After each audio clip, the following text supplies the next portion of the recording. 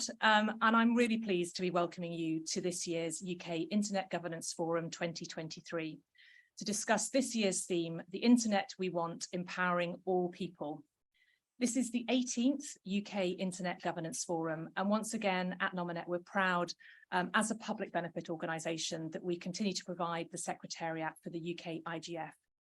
If you don't know who we are at Nominet, we operate the .uk registry. We're responsible for all domains that end in .uk.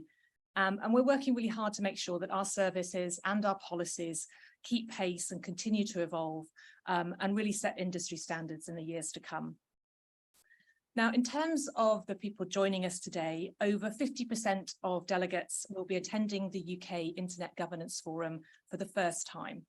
And alongside those first timers, about 30% have returned for a second year. One of the UK IGF targets has really been to increase youth engagement. And this year we've seen a record registration of younger delegates with over a third under the age of 34. If you're 33, enjoy being part of the youth engagement. Please do give them a warm welcome. So as we've got a number of new delegates joining today, I'd just like to take a minute to explain what the Internet Governance Forum is briefly and why it's so important. In 2005, the United Nations held a World Summit on the Information Society known as WSIS. And the aims of WSIS were to build a people-centric, inclusive and development-orientated information society and to facilitate the implementation of the UN's Millennium Development Goals. One of the outcomes of WSIS was the creation of a multi-stakeholder, non-decisional forum, the Internet Governance Forum. The global IGF meets once a year to discuss key topics and messages formed at a national level through Internet Governance Forum meetings like this. Now, there is, of course, ongoing debate about the efficacy of the multi-stakeholder model. It can be slow, we recognise that, to respond to increasingly fast-moving global challenges such as security, abuse, DNS abuse, and digital access inequalities. But I, along with, I'm sure, almost everyone in this room would agree that while not perfect, it is by far the best option we have. Crucially, the multi-stakeholder model brings together on equal footing the widest possible variety of voices and perspectives to build effective solutions. WSIS is set to be reviewed in 2025, 20 years after its creation. And as part of this, the future of the Internet Governance Forum will also be considered. And of course, this review could mark a change to how the internet is governed. There are an increasing number of countries that want to see greater government involvement in charting the internet's future, such as China and Russia. This challenge to the multi-stakeholder model could see more top-down government control and less involvement of people who are experts on these areas and also those directly impacted by the decisions taken on the future of the internet. The next few years are pivotal.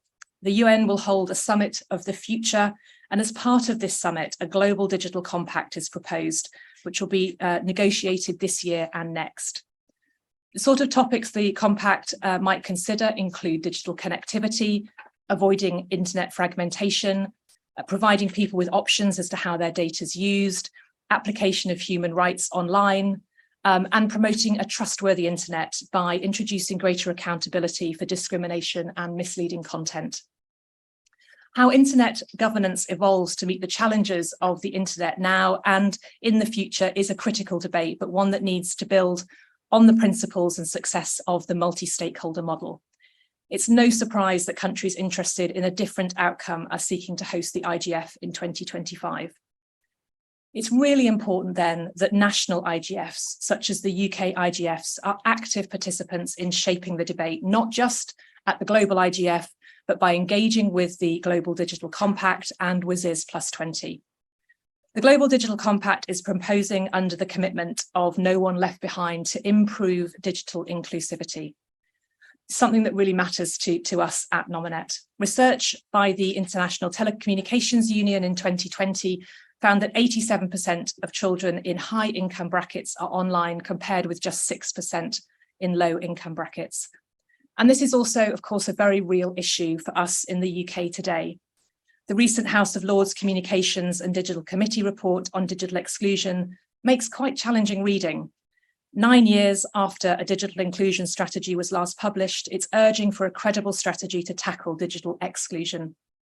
The report notes that 2.4 million adults in the UK cannot complete a single basic task to get online, and that 1.7 million UK households have no broadband or mobile access, and that basic digital skills are set to become the UK's largest skills gap by 2030. In the context of No One Left Behind, these figures are stark. So before we move into the substance of today and hear from our expert speakers and panelists, I'd just like to thank this year's funding partner, ICANN, for their continued support and engagement in the UK IGF. And of course, funding is really important, but the UK IGF wouldn't be possible without the generosity of our multi-stakeholder steering committee, who donate their time and experience and expertise to ensure the UK IGF not only addresses the key topics of the day, but also includes a really fantastic lineup of speakers. Many of the UK IGF steering committee are here today, and I'm sure would welcome discussion with you during the breaks and after the event. And if you'd like to know more about the committee or the UK IGF, you can visit the website ukigf.org.uk. Now, diversity of backgrounds and perspectives and opinions continues to be central to the UK IGF and how we design it to ensure the discussions are truly relevant to the experiences of all UK digital citizens. That's why for the third year, the steering committee has signed the Future of London Diversity Pledge and worked hard to ensure the speakers and panels are representative of the society we live in today. We have 60% female speakers and 25% from ethnic minority backgrounds, and 3 youth speakers on today's panels. Today's discussions will include a variety of topics such as AI in a data-driven world, cybersecurity in the context of global geopolitical instability, internet fragmentation, gender in the internet, and delivering digital transformation. We'll also be joined by keynote speakers from Tech UK and Ofcom, and to close the day, we're joined by the Minister for Tech and the Digital Economy, Paul Scully. So that's my introduction over, and I'd now like to officially open the 2023 UK IGF and hand over to our compeers. We've got Head of Policy and Public Affairs at the Internet Watch Foundation, Mike Tunks, and Public Affairs Manager at Tech UK, Alice Campbell. Please give them a warm welcome to the stage.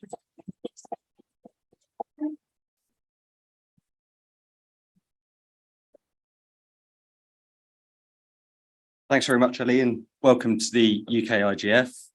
So, as was mentioned, this year's theme is the internet we want, empowering all people. This morning we'll be welcoming Director of Policy Neil Ross to present Tech UK's tech plan. The first panel will discuss the data protection in an AI-driven world, which I'm sure you'll all agree is extremely topical. And then we'll be breaking for refreshments at 11:05 and returning at 11:20 for our second panel on cybersecurity and governance of cyberspace during times of political instability. After lunch, we'll then be welcoming Ian McRae, Director of Market Intelligence at Ofcom, who will be talking about Ofcom's evidence base, which is underpinning the online safety regime. This will be followed by panels on avoiding internet fragmentation and creating a shared digital future, and gender in the internet, a source of division or community.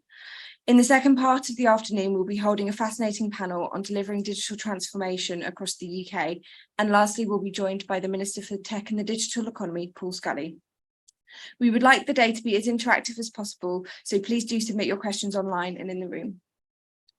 So, and finally, we hope that you'll all be able to join us for drinks in the evening to continue the discussions that we have later today. So, without further ado, we'll get on with the programme. I'll be your compere for the first part of the day, with Alice taking the sessions after lunch. And I'd like to welcome Neil Ross, Director of Policy at Tech UK. Tech UK has worked with nearly 1,000 members, ranging from small and medium-sized enterprises to UK champions, global businesses, to set out the sector's view on how the next government can utilise technology to create a better Britain for people, society, the economy and the planet. The plan contains bold ideas on digital regulation, economic reform and public service reform, while outlining how the technologies of tomorrow can be best developed and deployed. So without further ado, I'd like to welcome Neil Ross from Tech UK to the stage. Thank you.